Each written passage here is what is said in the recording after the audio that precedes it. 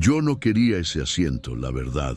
Había pedido pasillo, pero cuando hice el check-in ya no quedaban. Me tocó el centro de la fila 17, justo en medio de una pareja de desconocidos. Me dije, no importa, son solo 2 horas de vuelo. No sabía que iban a ser las 2 horas más largas que recuerdo. Desde antes de despegar ya se oía al niño. Un llanto raro, como ronco, como si le faltara el aire. Al principio pensé que era un bebé, pero cuando vi pasar a la mujer con él de la mano, me sorprendió. El niño debía tener unos 9 o 10 años. Iba con la cabeza gacha y los ojos muy abiertos, como si tuviera miedo de todo. La mujer no era su mamá, eso se notaba desde lejos. No había esa forma de sujetar la mano que tienen las madres. Era más como si lo arrastrara. El llanto empezó fuerte justo cuando cerraron las puertas del avión. Gritos agudos que rompían el aire.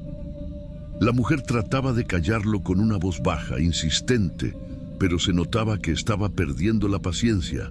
La gente volteaba, algunos suspiraban, otros se reían con nervios. Nadie decía nada en voz alta, pero todos pensaban lo mismo. Que lo calmen, por favor. Yo estaba unas 3 filas adelante, pero se escuchaba clarísimo. Al rato, una azafata se acercó. Le preguntó si necesitaban algo. La mujer sonrió. Dijo que el niño tenía miedo de volar, que todo estaba bien. La azafata creyó y se fue. El ruido siguió igual. Un llanto desesperado, no como de niño mimado, sino de dolor o pánico. A veces hacía un sonido raro, como un gruñido entrecortado. Después del despegue, el niño no paró. Media hora completa así. La mujer lo abrazaba, pero no con cariño, más como si lo sujetara para que no se moviera. El hombre que estaba a mi lado derecho se tapó los oídos con los auriculares. Una señora 2 filas atrás dijo algo sobre malcriados. Yo me sentía incómodo, pero también triste. Era evidente que algo no estaba bien. En un momento el llanto cambió, ya no eran gritos, se volvió un sollozo profundo, de esos que salen del pecho, y de repente, silencio. Total. Yo miré instintivamente hacia atrás, y varios hicieron lo mismo. El niño estaba quieto, con la cabeza apoyada en el hombro de la mujer. Ella parecía aliviada, hasta sonrió. Pasaron unos minutos, y la azafata volvió a pasar con el carrito de bebidas. Le preguntó si todo estaba mejor. La mujer asintió, pero la azafata se detuvo. Recuerdo su mirada. Se inclinó un poco y le tocó el brazo al niño. Nada. Le dijo algo despacio. El niño no respondió. Fue un segundo, pero se sintió eterno. La azafata cambió la expresión por una más seria, casi sin gestos, y se alejó rápido hacia la cabina. Ahí empezó la tensión. Nadie hablaba, pero todos lo notaron. La mujer abrazó más fuerte al niño, como para esconderlo. Yo vi que sus manos temblaban. El señor del pasillo se inclinó y preguntó en voz baja si el niño estaba bien. Ella no contestó. La azafata regresó con otra. Le pidieron a la mujer que dejara al niño un momento, que necesitaban asegurarse de que todo estuviera bien. Ella dijo que el niño solo estaba dormido, que no le gustaba que lo tocaran, pero las azafatas insistieron. Fue entonces cuando se oyó un grito corto de una de ellas. El niño tenía la piel muy pálida, los ojos entreabiertos. La mujer intentó cubrirlo, diciendo que solo estaba cansado, pero una de las azafatas tocó su cuello, buscó el pulso. No dijo nada, pero su cara lo dijo todo. Una de ellas se fue corriendo hacia adelante, seguramente para avisar a los pilotos. La otra se quedó con la mujer. El ambiente se volvió pesado, aunque nadie entendía todavía qué pasaba. Algunos sacaban la cabeza por encima de los asientos, otros fingían no mirar. Yo no soy médico ni nada, pero vi ese rostro. No era el de alguien dormido. Minutos después, el avión empezó a dar una vuelta rara. No dijeron nada por el altavoz, pero se sentía que habían cambiado de rumbo. Las azafatas pidieron a todos permanecer sentados. Nadie protestó. La mujer lloraba en silencio con el niño en brazos, una escena extraña. Ya no parecía una madre preocupada, sino alguien atrapado en algo que no sabía manejar. Yo me acuerdo de que pensé en mi propia hija, en cómo sería si alguien la llevara así, sin que yo lo supiera. Después de unos 20 minutos, una azafata se acercó y le pidió de nuevo que dejara al niño sobre el asiento. Ella no quería. Ahí llegó un hombre de la tripulación, de los que van adelante, y le habló con más firmeza. Ella terminó soltándolo. El niño se quedó recostado, inmóvil. Una azafata le puso una manta encima, pero antes miró de reojo hacia nosotros. Yo bajé la mirada. Nadie quería ser testigo, pero todos lo éramos. Pasaron los minutos más largos que he vivido en un avión. No sabíamos si iban a aterrizar de emergencia o qué hacían. El piloto anunció que todo estaba bajo control, que había una situación médica y que iban a priorizar la llegada. Nadie respiraba tranquilo. La mujer solo repetía que el niño estaba dormido, que en tierra se iba a poner bien. Pero nadie le creía. Cuando el avión aterrizó, el silencio era total. Nadie se levantó, aunque ya habían apagado el letrero del cinturón. Las azafatas pidieron que esperáramos sentados. Por la ventana vi las luces azules de una patrulla y ambulancias. Ahí entendimos que esto no era solo un susto. Cuando el avión se detuvo, nadie se movió. No fue como siempre, con gente levantándose antes de tiempo o abriendo los compartimientos. Era otro tipo de silencio, más parecido a cuando pasa algo que no se entiende del todo. Por las ventanillas se veían luces de ambulancias y patrullas, pero no nos dejaban bajar. Un hombre del fondo preguntó en voz alta qué estaba pasando, y una azafata solo le dijo que esperara. Su tono no era de rutina, era de miedo. Yo seguía mirando la fila 17. La mujer estaba quieta, con las manos sobre las piernas, sin mirar a nadie. El niño seguía igual, muy blanco. Una azafata se quedó de pie junto a ellos, sin moverse. Tardaron unos 5 o 6 minutos hasta que abrieron la puerta principal. Entraron 3 personas de seguridad y 2 paramédicos. No hubo gritos ni nada, pero todos lo sentimos. Algo muy grave estaba pasando ahí. Uno de los paramédicos se agachó, tocó al niño, le abrió los párpados y negó con la cabeza. El otro sacó algo del maletín. Lo intentaron unos segundos y después uno de ellos dijo algo que no alcancé a entender. Pero la azafata empezó a llorar bajito. La mujer se levantó de golpe y trató de abrazar al niño como si no los dejara tocarlo. 2 agentes la tomaron de los brazos. Ella gritaba que era su hijo, que estaba dormido, que no se lo quitaran. Uno de los pasajeros empezó a grabar con el teléfono y una de las azafatas le pidió que por favor no lo hiciera. Yo no sé cómo explicar lo que se siente estar ahí. Todo el avión era un solo pensamiento. Esto no debería estar pasando aquí. La gente ya no sabía si mirar o voltear. Una señora empezó a rezar en voz baja. Después se la llevaron, a ella. La subieron escoltada, con las manos temblando, pero no esposada.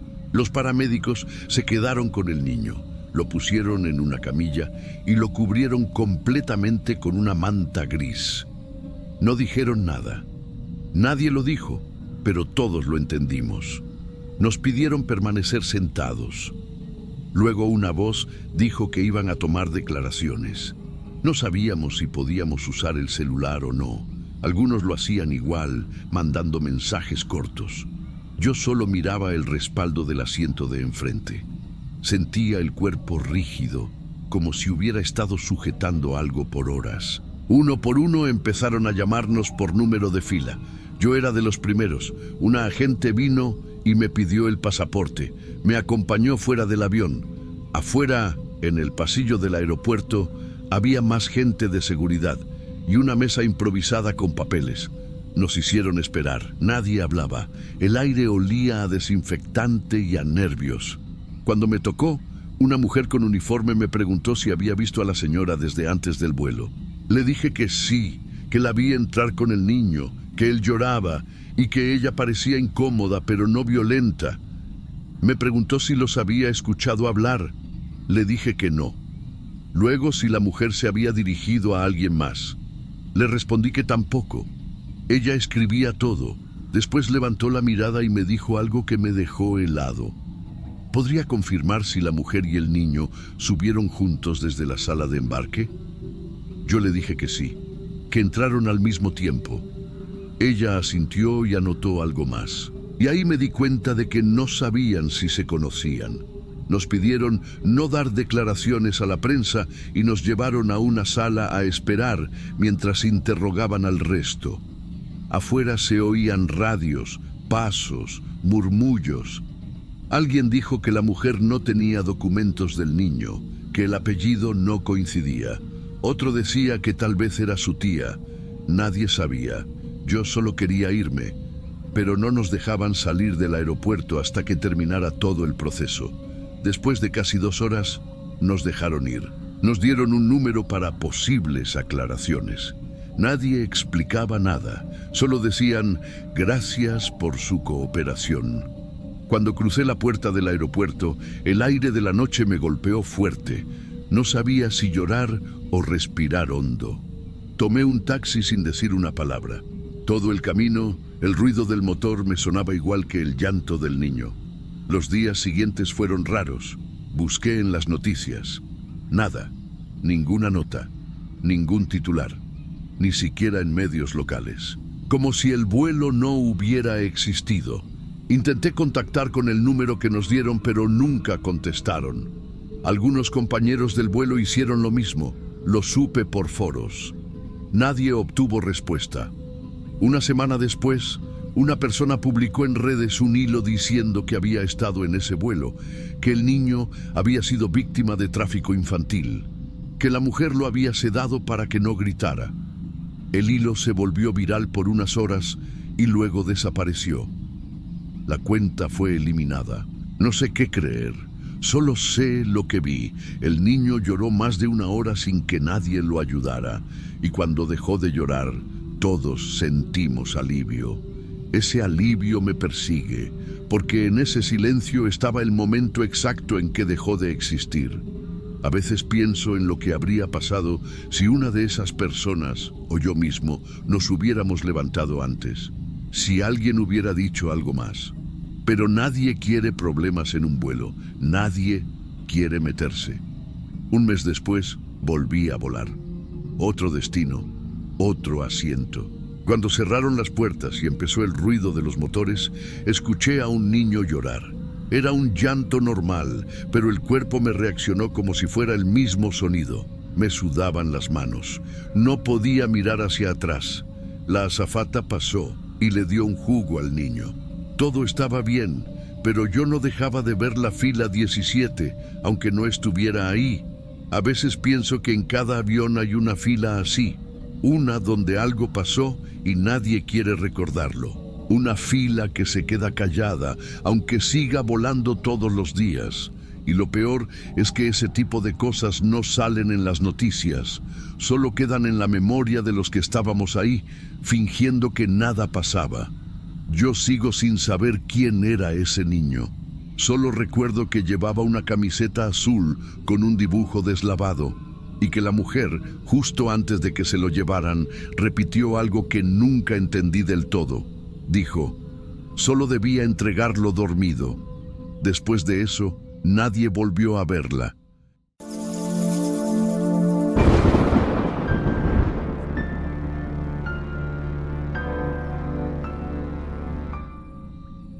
Yo solo quería la ventana, nada más. No era mi primer vuelo, mas sí el primero después de mucho tiempo, y me incomodaba estar en el medio. No había podido seleccionar asiento antes porque el viaje fue comprado de última hora, y cuando vi que a mi lado había un tipo que prefería el pasillo, le pregunté si no quería trocar. Me miró con cara de duda, pero aceptó. No hubo drama. Fue todo rápido. Y ahí me senté donde originalmente era o lugar dele. Janela lá atrás, quase no fim do avião. Me puse los audífonos, recosté la cabeza en la pared del avión y solo quería que pasara el tiempo. Pero una hora después, cuando las luces ya estaban apagadas y el servicio había terminado, algo empezó a cambiar. Primero fue solo el llamado de la azafata, un hombre que empezó a sentirse mal. Estaba 2 filas más adelante, justo en el asiento que originalmente me asignaron, el que ahora estaba ocupando el otro pasajero. Vi movimiento, azafatas corriendo. Preguntaban si había médicos a bordo. Alguien dijo que sí, y en menos de 1 minuto había 4 personas agachadas al lado del tipo, tentando hablar con él, pedir para él responder, abrir los ojos. Fue rápido. La voz de la jefa de cabina cambió. Pidieron que nadie se levantara. Anunciaron que iban a desviar el vuelo, y fue ahí que me di cuenta que todo el caos estaba acontecendo ao redor do assento que teria sido meu. Mas não era, porque eu tinha trocado. Y no sé bien cómo pasó, pero a la media hora yo ya estaba con el corazón a 1000, porque vinieron falar conmigo.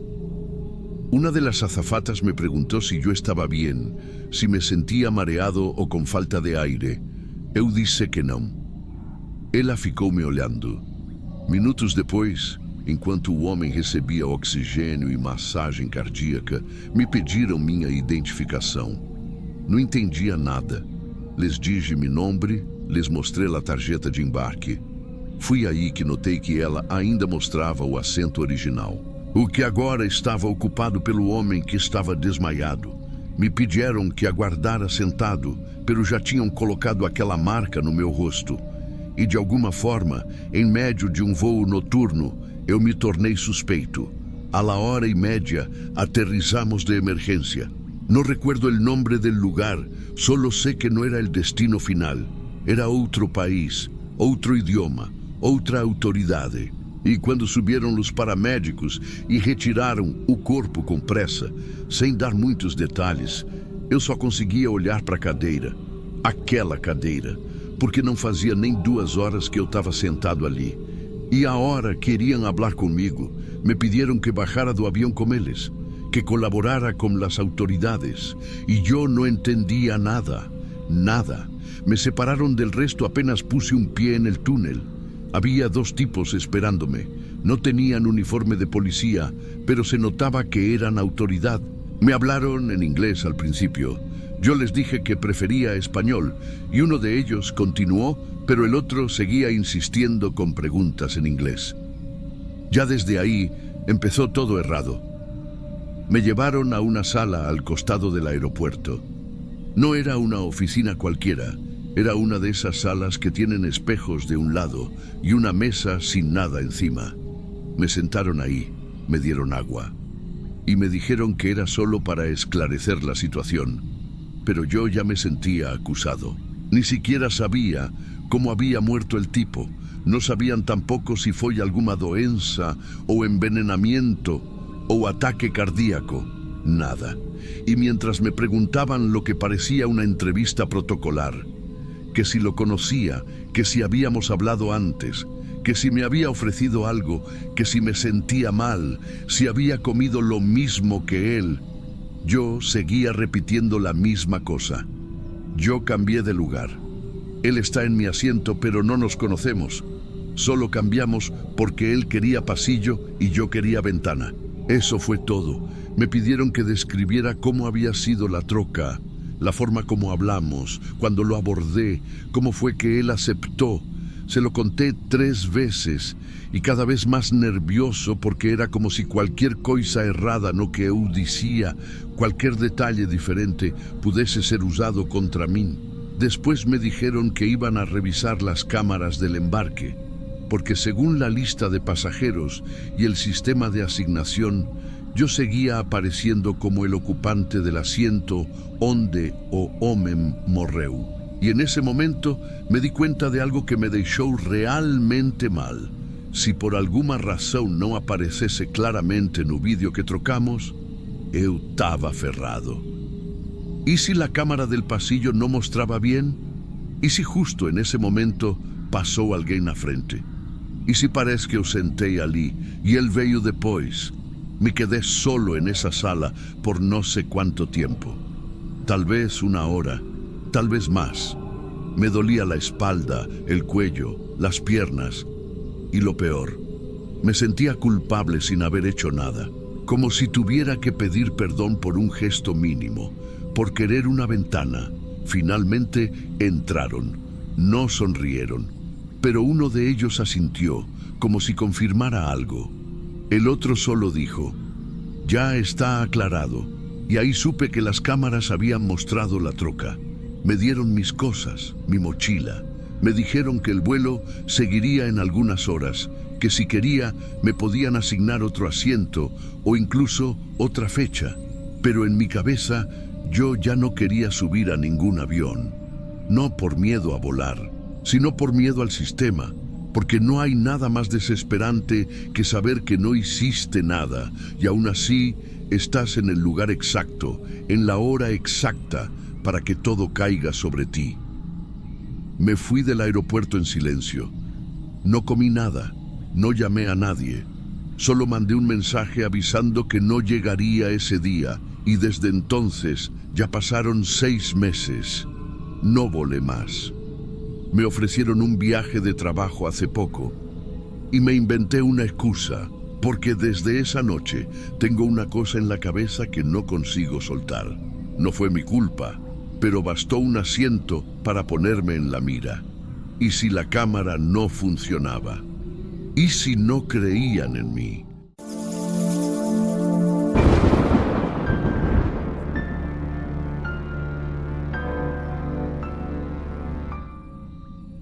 Yo sé que suena raro, pero lo primero que me hizo ruido fue que el tipo nunca bajó la bandeja, ni siquiera cuando pasaron los de la comida. Yo estaba en el asiento del medio, vuelo largo a San Francisco, y desde que nos sentamos, él no movió ni un dedo. Pensé que estaba dormido, ¿no? O con audífonos, o qué sé yo. Pero ya iban como 4 horas de vuelo y el vato seguía igualito. Misma postura. Ni cambiaba de lado, ni estiraba las piernas, nada. Respiración, no sé. En ese momento no me fijé. Pero sí recuerdo que me incomodó, porque uno se mueve un poco, aunque sea para rascarse o estirar el cuello. Y lo peor es que tenía el brazo rozando mi costado todo el tiempo. No fuerte, pero ahí, fijo, como una presión que no cambiaba nunca. En ese momento no pensé lo peor. Pensé que era raro, sí, pero no lo otro. Lo que me sacó de onda fue el olor. No fuerte, no era un peste ni nada así, pero sí un olor raro, como a cerrado, a encierro, a sudor viejo tal vez. Un olor que no estaba al principio del vuelo, pero fue saliendo con las horas. Hubo un momento en que lo miré de reojo. Quería ver si respiraba, y no vi nada. No se le movía el pecho, ni el cuello, ni los párpados, nada. Y el detalle más raro fue que tenía los ojos medio entreabiertos, como si no hubiera terminado de cerrarlos bien. Y ahí me puse nervioso. No lo quise tocar, me dio miedo. No sé, me hice el tonto y apreté el botón para llamar a la sobrecargo. Tardó, pero vino. Le hablé bajito. Le dije que algo no me cuadraba con el pasajero del lado. Ella se inclinó para mirar y me preguntó si creía que necesitaba algo. Le dije que no necesitaba nada, que tal vez necesitaba un médico. Ella cambió la cara. Se notó. Me dijo que iba a verificar discretamente y se fue. Y no volvió.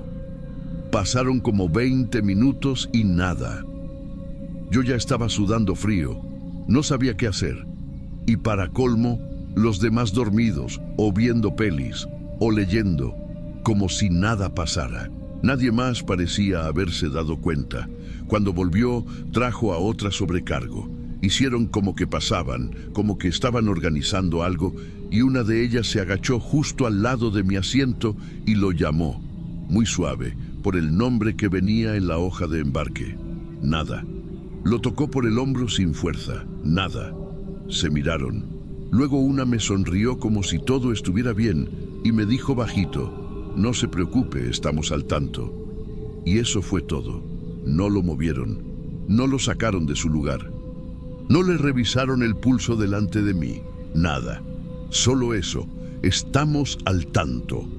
Me dejaron ahí, atrapado, con un tipo que para mí ya estaba muerto, a mi lado, en un vuelo que todavía iba a durar unas 4 horas más. Y tuve que fingir que todo estaba normal. Después de eso, todo siguió como si nada. Nadie más dijo una palabra. Las sobrecargos se turnaban para pasar, pero sin mirarlo. Era como si él no existiera. Como si hubieran decidido entre ellas que lo mejor era no hacer nada. Y yo entendía por qué. Había más de 200 personas en ese avión.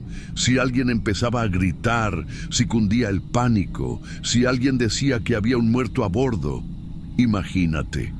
Pero yo seguía ahí, en el medio, sentado al lado de un cuerpo que ya estaba frío. Porque sí, con el pasar del tiempo, el contacto de su brazo con el mío ya no se sentía normal. No era tibio, era duro, era tenso, y ya no tenía ese olor a encierro. Ahora era otra cosa. No sabría decir. Algo seco, como si el aire de su cuerpo ya no circulara. Y lo peor no era eso. Lo peor fue que empecé a tener miedo de moverme, de hacer algo que hiciera notar a los demás que algo pasaba. Yo no quería ser el tipo que causó un problema a 11.000 metros de altura, así que me quedé quieto. Ni fui al baño, ni pedí agua, ni hablé más con nadie. Solo respiraba por la nariz, con cuidado, como si eso fuera a evitar que el olor me entrara más. No miré más hacia él. Cerré los ojos, pero no dormí. Imposible. Sentía cada minuto, cada segundo. Era como estar encerrado en un ascensor con un secreto, uno que nadie más quería reconocer. Una de las sobrecargos se acercó en cierto momento y me ofreció un té. Le dije que no, con la cabeza. Me miró con pena, no miedo, pena, como si supiera que yo no iba a olvidar eso nunca, como si supiera que ese vuelo ya me había arruinado algo por dentro. Faltaban como 2 horas para aterrizar cuando se me empezó a entumecer la pierna. No podía moverla bien y no sabía si era por estar en la misma posición o por el susto, o las dos cosas, pero ya me sentía débil, como si algo me hubiera absorbido la energía. Me sudaban las manos, pero tenía frío. Me daban arcadas, pero no tenía náuseas. Era como un bloqueo, estaba atrapado en mi propio cuerpo. Pensé en levantarme y sentarme en otro asiento. Había uno vacío más adelante, pero no lo hice. No quería dejar mis cosas, ni quería dar explicaciones, ni quería que la gente empezara a preguntar. Me imaginé la escena completa. Alguien dice que se sintió mal, alguien pregunta por qué, y alguien más descubre lo del pasajero. Pánico, gritos, el capitán bajando de emergencia, noticias internacionales. No, yo no quería ser ese tipo, así que aguanté. Cuando por fin dijeron que íbamos a comenzar el descenso, sentí alivio, pero también miedo, porque no sabía qué iban a hacer al aterrizar.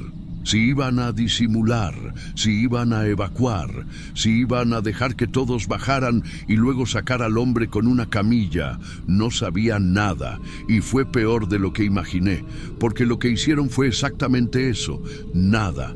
Aterrizamos normal.